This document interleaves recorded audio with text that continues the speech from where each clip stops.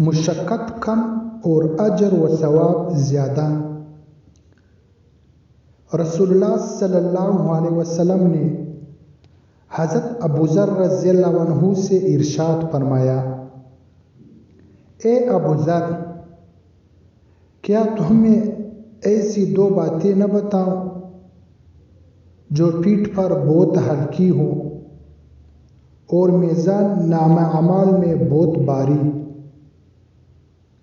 حضرت ابو ذر رضی اللہ عنہ فرماتے ہیں کہ میں نے عرض کیا، ضرور بتائیے۔ رسول اللہ صلی اللہ علیہ وسلم نے ارشاد فرمایا، نمبر 1، زیادہ خاموش رہنا۔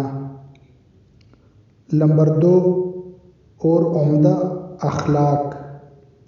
بحوالہ مشکوٰۃ المصابیح، جلد نمبر 3، حدیث نمبر 4867۔